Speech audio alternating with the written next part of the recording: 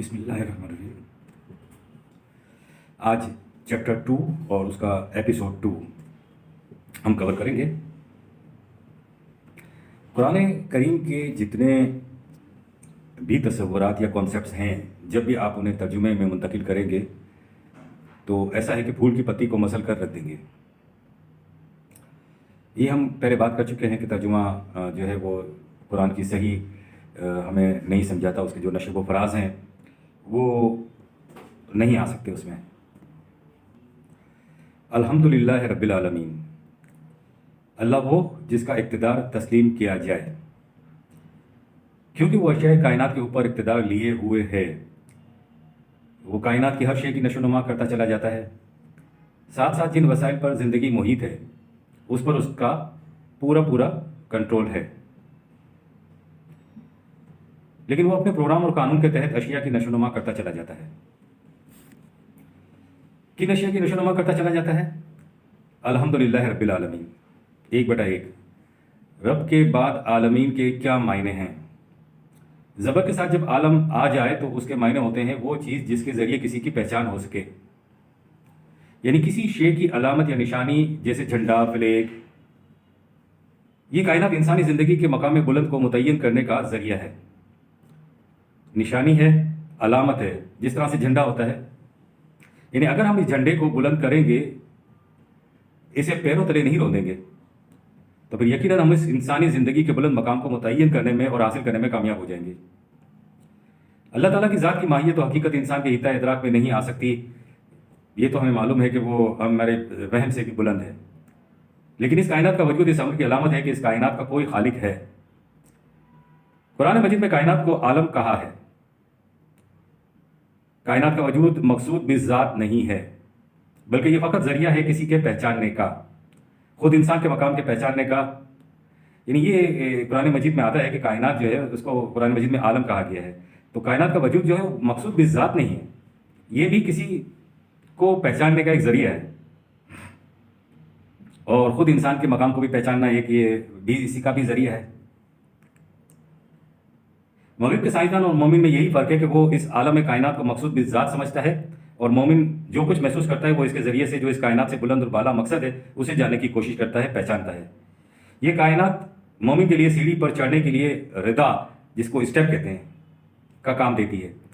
यानी ये जो कायनात है वो मग़रिब के जो साइंसदान हैं उनके लिए तो ये कि बस कायनात है, लेकिन मोमिन के लिए ऐसा नहीं है। मोमिन समझता है कि ये मेरा एक रिदा है, एक स्टेप है। जैसे आप सीढ़ी पर चढ़ते हैं कि इस कायनात के ऊपर पाँव रखकर मुझे मज़ीद इर्तिकाई मराहिल तय करने हैं।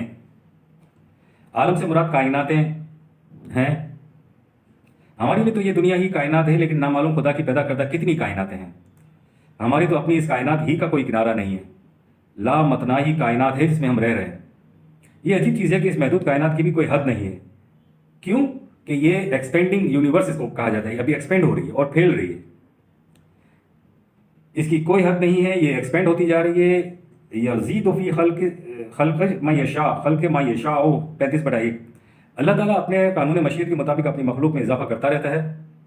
आप मखलूक खुदाबंदी हैं और उसकी मखलूक यानी कायनात की इस तहय्युर अंगेज़ वसअत को पेश नज़र रखें कि उसने क्यों खुद को रब्बुल आलमीन कहा है। यानी उसने अपने आप को रब्बुल आलमीन कहा है, तो क्यों कहा है? वो इसीलिए कहा है कि ये कायनात एक्सपेंड हो रही है और हम अकेले यहाँ पर नहीं हैं। क्या मालूम कायनात में कहाँ कहाँ इंसानी ज़िंदगी, इंसान या ज़िंदगी पाई जाती हो। बात यह है, यानी कायनात की रबूबियत का ज़िम्मेदार कहा है, तो वो सिर्फ हमारी रबूबियत का ज़िम्मेदार नहीं है, वो इस पूरी कायनात का रबूबियत का ज़िम्मेदार है। कायनात में क्या कुछ है ये हमें तो अभी तक हमने मालूम ही नहीं किया। आज के साइंटिस्ट तो इस नतीजे पर पहुंचे हैं कि जिन्हें हम जामिद या बेजान चीज़ें, इनऑर्गेनिक थिंग्स कहते हैं, दर हकीकत इनमें भी नशोनुमा होती है।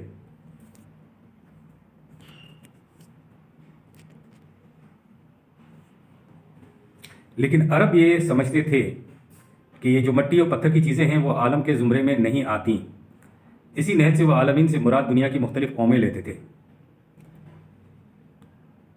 अगर हम अरबों की कदीम तसव्वुर के मुताबिक महदूद समझें तो भी कुरान की मजमूई तालीम की रूह से जानदार अशिया इसी कुर्रे अर्ज़ तक महदूद नहीं हैं। फ़ज़ाए आसमानी में फैले हुए कुर्रों में भी ऐसे हैं जिनमें जानदार मखलूक है। वमिन आयातिही खल्क़ुस समावाति वल अर्दि वमा बस्सा फ़ीहिमा मिन दाब्बातिन 42/29। आयत खुदाबंदी में से ये भी है कि उसने अर्ज़ व समा को पैदा किया और इन दोनों में जानदार मखलूक को फैला दिया। قرآن کریم نے کہا یہ ہے کہ ارض و سماوات یہی کرۂ ارض نہیں بلکہ سماوات میں بھی ایسے کرے ہیں جہاں تمہیں جاندار مخلوق ملے گی۔ کرۂ فضائی میں تیرنے والے کروں میں اسی لیے نمی حاصل کرنے کی تحقیقات کی جا رہی ہیں کہ زندگی کا مدار پانی پر ہوتا ہے۔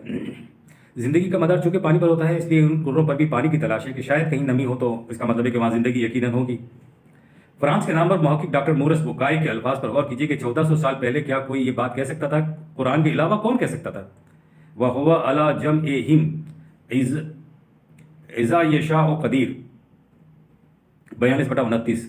خدا اس بات پر قادر ہے کہ جب اس کے قانون مشیت کا تقاضا ہوا تو وہ تمہیں اور ان کو یعنی اجرام سماوی میں سے جن میں ذی حیات ہے دونوں کو آپس میں جمع کر دے۔ اگر ہم عالمین کے مفہوم کو سمٹا لیں اور صرف اسی دنیا تک محدود کر دیں تو پھر اس کا مفہوم عالمگیر انسانیت یہ جملہ اقوام عالم ہو جائے گا۔ مثلا قرآن نے خود کو ذکر العالمین کہا ہے، بصائر للناس یا ہدی للناس بھی کہا ہے، اور اسی طرح نبی اکرم صلی اللہ علیہ وسلم کو رحمت للعالمین بھی قرار دیا ہے، اور حضور صلی اللہ علیہ وسلم کی بعثت کافۃ للناس کے لیے ہوئی ہے۔ اس اعتبار سے رب العالمین کے معنی ہوں گے تمام نوع انسان کی نشو و نما کا ذمہ دار، یعنی عالمگیر انسانیت کی ربوبیت والا نظام۔ قرآن نے خدا حقیقی کے لیے عالمگیر انسانیت کے رب ہونے کا تصور دیا ہے۔ اس سے یہ حقیقت واضح ہو جاتی ہے کہ امت مسلمہ یا جماعت مومنین کے ہاتھوں وہ نظام متشکل ہوگا۔ وَمَا مِن دَابَّةٍ فِي الْأَرْضِ إِلَّا عَلَى اللَّهِ رِزْقُهَا 11/6۔ کرۂ ارض پر کوئی جاندار ایسا نہیں ہے جس کے رزق کی ذمہ داری خدا نے اپنے اوپر نہ لی ہوئی ہو۔ رزق کے خزانے تو خدا نے مہیا کر رکھے ہیں، لیکن ان کی پیدائش اور تقسیم انسانوں کے ہاتھوں سے ہوتی ہے۔ کیا جماعت مومنین کے لیے نظام کا نفاذ ضروری ہے؟ ضروری اس لیے ہے کہ نظام کے بغیر تقسیم کے بے ربط طریقہ کار سے انسان محروم رہ جاتے ہیں۔ جب سے تہذیب و تمدن کا آغاز ہوا ہے، نوع انسانی کو سامان نشو و نما بہم پہنچانے کی ذمہ داری مختلف گروہوں کے درمیان بٹی رہی ہے۔ آپ کو اگر پیٹرول کی ضرورت ہوتی ہے تو اس کے لیے آپ زمین پر کھدائی کر کے کنواں نکال کر کروڈ آئل حاصل کر کے پھر اسے ریفائن کر کے 1 لیٹر پیٹرول گاڑی میں نہیں ڈالواتے، پیٹرول پمپ جا کر اپنا مقصد حاصل کر لیتے ہیں۔ یعنی ایسا تو نہیں ہوتا نا کہ آپ کو پیٹرول کی ضرورت ہے اور آپ نے کنواں کھودا، اس میں سے کروڈ آئل نکالا، اس کو ریفائن کیا، اور ریفائن کرنے کے بعد 1 لیٹر پیٹرول اپنی گاڑی میں ڈالا۔ تو یہ تو ایک سسٹم بنا ہوا ہے کہ آپ پیٹرول پمپ جاتے ہیں۔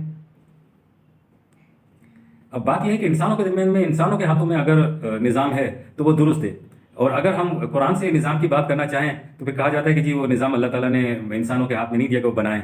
یہ تو کوئی بات نہ ہوئی، تو ظاہر ہے کہ ہمارے ہاتھ میں کہاں ہے؟ کیا 1 لیٹر پیٹرول حاصل کرنے کے لیے میں بغیر نظام کے چل سکتا ہوں؟ تو جب انسانوں کے ہاتھ میں ہے تو پھر وہ اللہ کے دیے ہوئے نظام کے ذریعے سے کیوں نہ ہو؟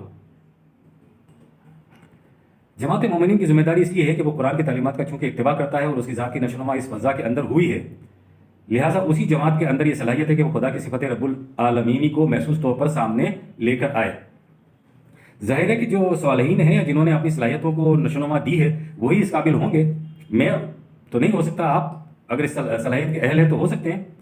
اب آئیے، نظم توازن کے بغیر تو شعر بھی تخلیق نہیں ہو سکتا، یعنی ایک شعر بھی جو ہے شاعر کا وہ بھی نظم و توازن کے بغیر تخلیق نہیں ہو سکتا۔ نظام کے بغیر خدا کی صفت رب العالمینی کا شعور منظر کی شکل میں کیسے آ سکتا ہے؟ قرآن کریم میں ہے کہ اللہ تعالیٰ مستحق حمد و ستائش ہے، اور اس حمد و ستائش کی اولین وجہ اس کی رب العالمینی بتائی گئی ہے۔ جیسے غریب بچے کی ماں کی گود میں بھی بچہ وہی دودھ پیتا ہے جو امیر کے بچے کو اس کی ماں اپنے سینے سے لگا کر دودھ پلاتی ہے۔ قرآن میں اللہ تعالیٰ فرماتے ہیں کہ ہماری رحمت تمام اشیاء پر محیط ہے۔ عربوں کے سامنے جب ربوبیت کا تصور آیا تو اسے محسوس طور پر سمجھنے اور سمجھانے کے لیے انہوں نے رحم کے تصور کو سامنے رکھا۔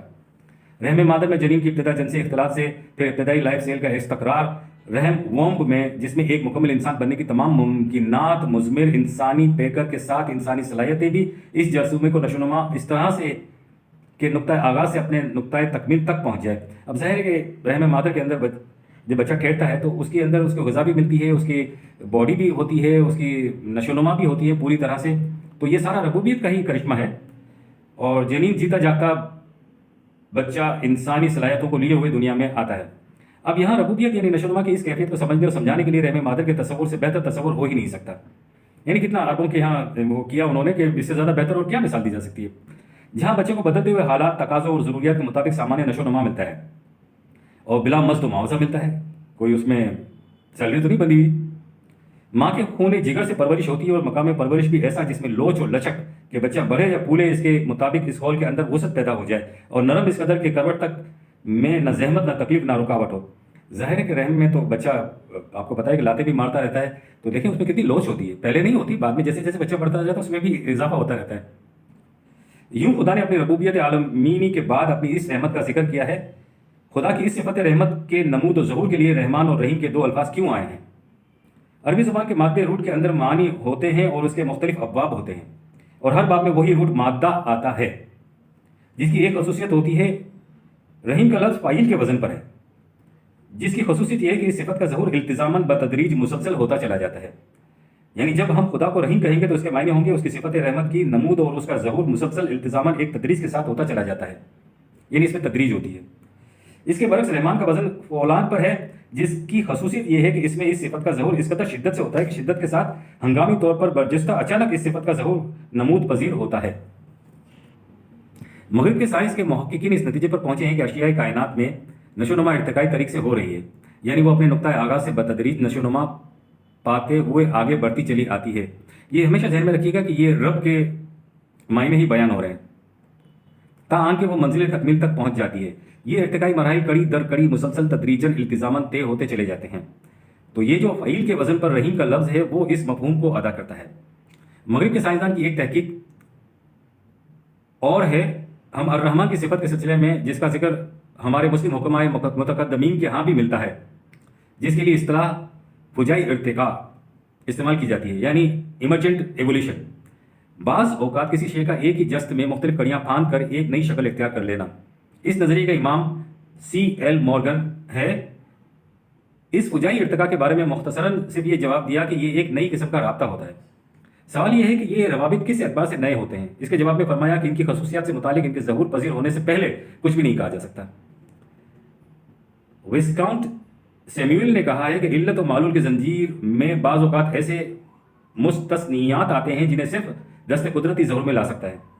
इंतज़ाम की कड़ियाँ कभी कभी चीख उठती हैं, और वो जो इर्तिका का सिलसिला चला आ रहा है वो जस्त लगाकर, जिसे तोहरा कहा जाता है, फांद कर जिसे कहा जाता है, हंगामी तौर पर आगे की मंजिल में जा पहुंचता है। अशियाए कायनात को इनकी नशोनुमा के लिए जो सामान्य रहमत मिलता है, अगर अमूमी शक्ल है कि इल्तिज़ामन मुसलसल कड़ी दर कड़ी मिलता जाए, तो इसके लिए कुरान करीम ने खुदा को अर्रहीम कहकर पुकारा है। लेकिन जब इसकी नमूद हंगामी तौर पर फुजाई इर्तिका की शक्ल में हो, तो इसके लिए इसने खुदा को अर्रहमान कहा है। अवसान और अब्वाब के फ़र्क से ये बात समझ में आ गई है कि एक ही मादे से दो अल्फाज क्यों इस्तेमाल किए गए हैं। कुरान हकीम की एक ही आयत में इन दोनों सिफात रहमान और रहीम के नमूद